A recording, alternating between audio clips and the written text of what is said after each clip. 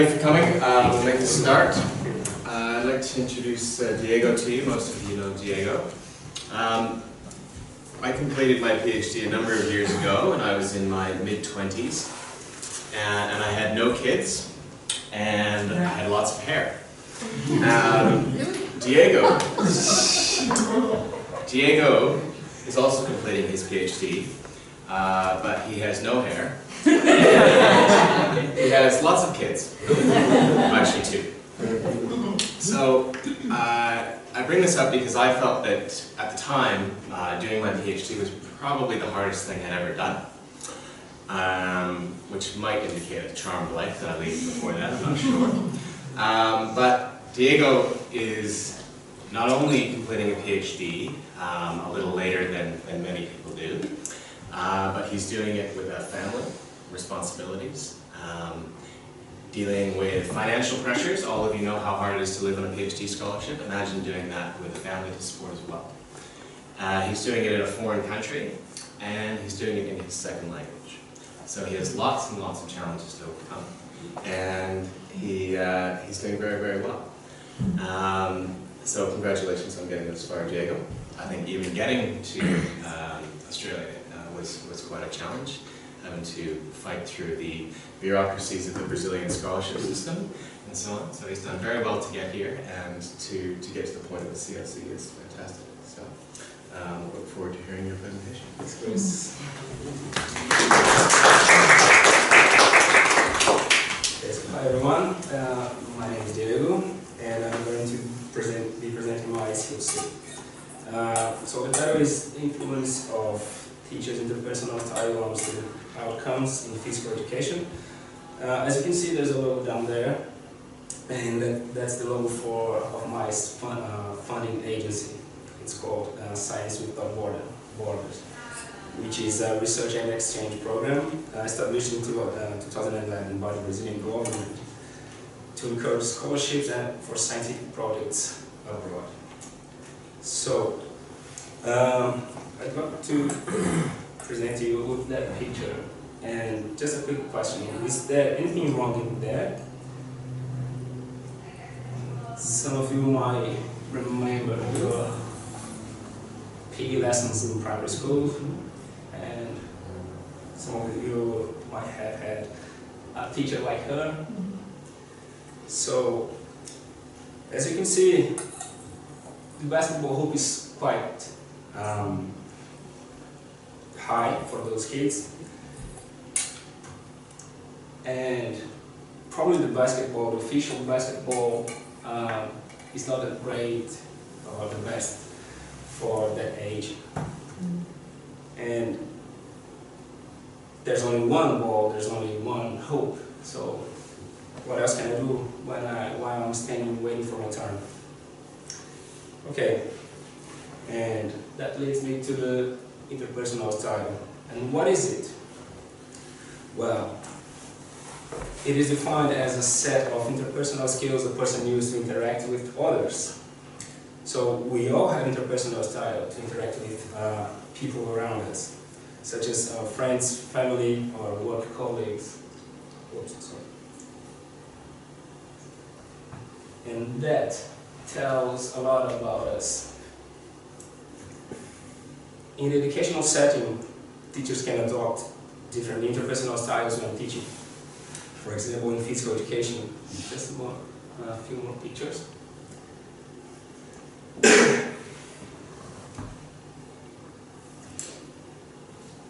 Okay, so the teacher interpersonal style is the way a person uses to properly interact with others. In the educational setting, for example in PE, teacher interpersonal style can be considered as consisting of three dimensions: autonomy support, structure, and interpersonal involvement. Autonomy support refers to behavior by a person in position of authority that show respect, allow freedom of expression and action, and encourage students to attend to, accept, and value their inner states, preferences, and desires. Autonomy support can also be provided by showing respect to their attitudes, to the students' attitudes, and contributing ideas, and also by providing a good rationale for the tasks, to the task. Structure.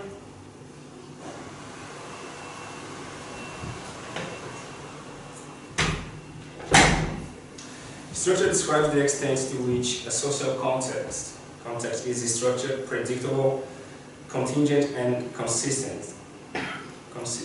It refers to the way the teacher organizes and delivers the activities with coherence. It is perceived when teachers provide clear expectation of the students. Involvement can be demonstrated by showing affection, attunement, dependability. And those three dimensions altogether combined, they demonstrate a need-supportive environment. They can provide need-supportive environment for the students. Autonomy support is also related to students' need for autonomy. Structure is related to students' need for competence, and involvement is related to students' need for relatedness. To the opposite, we've got controlling behavior, and it can be observed when the teacher uses pressuring language, makes use of extrinsic rewards and negative expressions, and that's related to the frustration. The motivational process in physical education, according to the self-determination theory, displays a sequence of outcomes. It also shows that needs, satisfaction, and motivation mediate the effects of contextual factors in PE, such as the teacher or peers, on student behavioral, affective, and cognitive outcomes.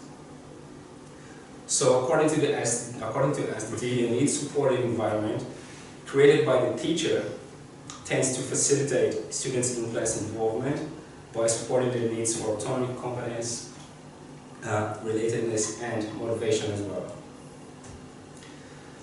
In terms of behavioral consequences, evidence shows that students who put effort into PE lessons have higher levels of physical activity, enjoyment in the lesson, and intentions to engage in physical activity. In terms of affective consequences, enjoyment is positively associated with satisfaction in the lesson, leisure time, physical activity, and intentions to engage in physical activity. Research also shows that students that are more concentrated in the lesson and make use of sophisticated strategies when trying to learn PE-related skills have higher levels of in-class physical activity, higher levels of effort and persistence, and participation in and performance in physical education, and also shows less negative effect. So the research question presented by the information that I have given so far is, what's the effect of need support from the teacher on primary school students' outcomes in physical education? And to answer that research question, I'll give you an overview of this thesis. And the thesis consists of two phases. Phase 1 is the systematic review, and phase 2 is an intervention with dependent variables determined by results of the systematic review.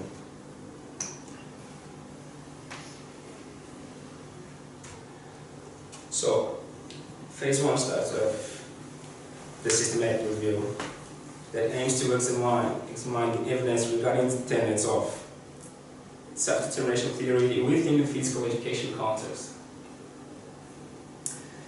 That's the model with hypothesized relationships among the variables in the systematic review, involving constructs of need support, need satisfaction, motivation, and outcomes in PE. So this review is limited to studies meeting the following criteria. Studies written in English and published in peer-reviewed journals before May 2015, includes a sample with children or adolescents, conducted in the PE lesson context, and also studies demonstrating or providing quantitative assessment of and the statistical analysis of the relationship between at least two of the following constructs: need support, need satisfaction, motivation, and outcomes related to PE. The qualitative studies that were identified in the search were kept aside for a second review. Okay, so studies were identified through four electronic databases. Each search used systematic combinations of two groups of keywords. Keywords involving the construct of need support and physical education. Keywords about need satisfaction and physical education. And keywords about at least one form of motivation outlined in SDT and education, physical education. So search results were exported into EndNote, reference manager, and duplicates removed. The titles and abstracts of the remaining studies were independently screened for eligibility by two researchers. Full text analysis of the potentially eligible studies was carried out by two researchers, and any discrepancies regarding criteria fulfillment were resolved by discussion between two researchers and a third investigator, until consensus was reached. The data were exported by by one researcher and independently double-checked by two other researchers with higher understanding of SDT constructs. Descriptive information on the studies were retained, such as study design, sample size, information about on SDT variables, PE outcomes, and of course statistical results, such as correlation coefficient. And then the two researchers double-checked. The screening process started after removing duplicates. Duplicate studies identified through database searching. And that's the first number, 9,557. That went down to 808 after titles and abstracts, screening for titles and abstracts. And for 321 papers were identified for full text analysis. 80 papers excluded and 36 for the second review involving qualitative data. So that's the final number, 205 papers for this systematic review. And preliminary results of this review highlight the fact that evidence in PE regarding structure and involvement is scarce. With regards to the outcomes, affective and behavioral outcomes of student participation in PE have been studied extensively, but cognitive outcomes have been studied less. There is also a lack of research on the influence of teacher support with primary school students. Most research has been conducted with older children and adolescents. So phase 2 involves an intervention with dependent variables determined by results of the systematic review. And there's study 2 and 3. Study 2 is a psychometric paper aiming to analyze psychometric properties of the questionnaires used in this thesis. Using a sample of years 3 and 4, kids at years 3 and 4, from public schools across New South Wales. The data collection will occur with during the pilot phase of the intervention in 2 schools and during baseline involving 20 schools. The measures for teacher interpersonal style is a 4-item measure, including 3 items from teacher's social context and 1 item from the controlling teacher scale.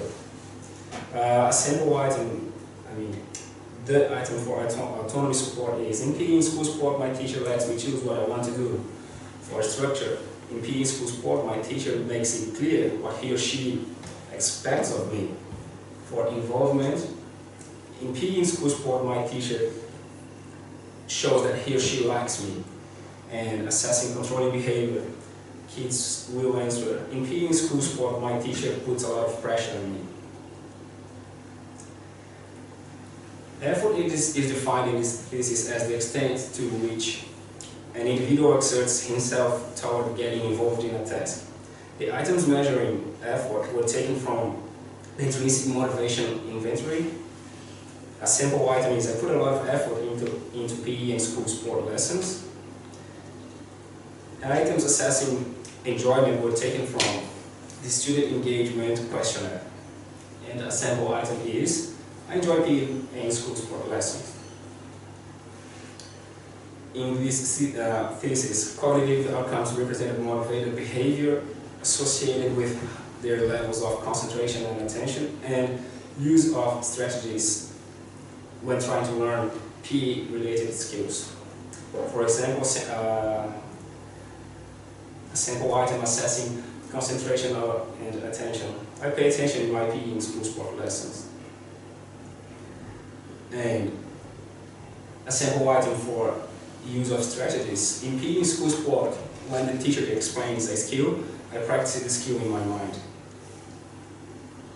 And these items were taken from the cognitive process questionnaire in physical education. And the kids will answer those questions in a 5-point Likert scale, ranging from no to a lot. And that's the picture that that's given to them. So the structure of the data will be verified via factor analysis and reliability indicators. Preliminary results from the pilot study showed acceptable levels of internal consistency, with alpha values ranging from 0.69 to 0.86 for effort, enjoyment, concentration, attention, use of strategies, and need support.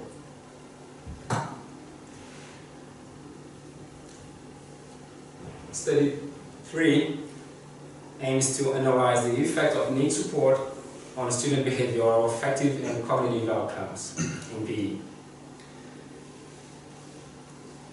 A randomized controlled trial involving 20 schools will evaluate the effectiveness of the IPPE intervention. And IPPE stands for Internet-Based Professional Learning to help teachers promote activity in youth. All teachers in each selected school will be invited to participate in the intervention. Only students in years 3 and 4 will complete outcome assessments that will happen in 2 time points, baseline and 12 months later. The professional learning program is based on the SAFE principles, which will help teachers to create need-supporting environment during their PE lessons. The SAFE principles guide teachers to deliver supportive by creating a supportive environment, active, that involves high level of moderate to vigorous physical activity, autonomous, including elements of choice and graded tasks, fair, and enjoyable PE in school sport lessons. The attention control arm will get My Science, which is a program aimed to enhance student enjoyment in science, in learning science. With respect to physical activity, schools in the control arm will continue with usual practice for physical activity, which will likely include some schools pursuing other physical activity promotion initiatives. For the purpose of this study, student outcomes that I will be looking at are students' perceptions of need support, effort, enjoyment, concentration, attention, use of strategies in PE. And for example, when I'm learning a new skill in PE in school sport, I try to think how it is like something that I already know. And the statistical analysis will involve analysis between arms. Differences in changes in outcomes will be tested by using linear mixed models. Obrigado.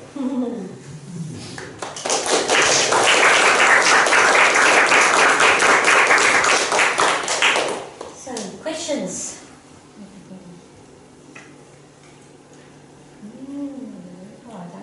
Can I start with a simple one? There you go. I'm just wondering about the 5-point scale. Because you have a no on the left-hand side, but a yes is not a yes on the right-hand side. So the left-hand side is a no, but the yes is not on the right. So how does it work? I mean, well, probably the previous papers have shown that this is a better scale, and if you get a graph right, you'll find that, well, the yes is not the same as a lot, and a lot is more than yes, maybe. So, yeah, well, how it works? It worked well. We did the pilot in the first school, and kids understood very well. It worked well, and I took this that scale from a study of Richard Ryan, and he did with 6-year children with 6 years old, and yeah, it worked well so far. Cool. Diego, can I ask you a question about contamination? Are you randomising entire schools and not students in schools or classes in schools? Is that the idea? Sorry, didn't get. Okay, so when you're doing your randomisation, you're randomising entire schools. So school X is going to be the control school. Oh, yes. School Y is going to be So the intervention school. there's 10 schools in each condition. Yeah. Okay. Were you going to check the sample size for the cluster trial and look at the intra-class correlation before you finalise your sample at all? Chris? Yes? Yes, It's just a suggestion. That's good. Yeah. Oh, it's been done before. Oh, it's already done. Okay. The power calculations are dark art, as you know. So, yeah, it's been estimated.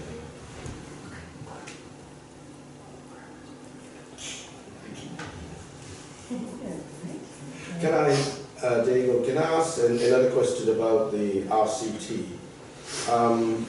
Well, I've done a bit of experimental studies with teachers, and the problem with teachers is that they are so different that even if you put somebody in the experimental group to do something innovative, it may not make any difference because some other teachers in the control group are even better than those in the experimental group. Now, how would you know that they are doing exactly what you wanted them to do to make sure that the experimental effects are there?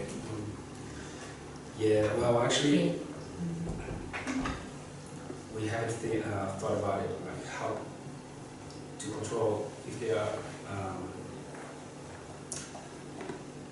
doing what the intervention wants them to do.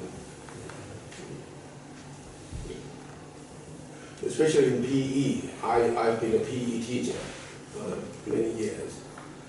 And my experience was that because I was active, physically active, and I demonstrated as a model that my kids, the students, become active. Not because of what I teach, it's just because of the teacher. So in that case, I'm wondering, well, that could be an effect that you have to control for in an experimental study like this. Just a suggestion to you, right? Another question about the detail of the study. So, like, how long are the interventions in the third? Okay, so the intervention is the teachers will complete a set of what is it called? Module? Modules. Thank you. Yeah. Yes. So, and they apparently they have to complete one each month. So they're doing 8 months of the intervention. Oh, Yeah. right. Better try going in a hospital and they can't get the nurses to actually do the modules online. They're all online, sitting there, they're gone. It's like, please do it. Can you do it? Just go on. Every week we have a look. So you're able to track them. Yeah, you go in your system, you can pick off who's actually done all the modules. You get all that information sent to you automatically. Yeah.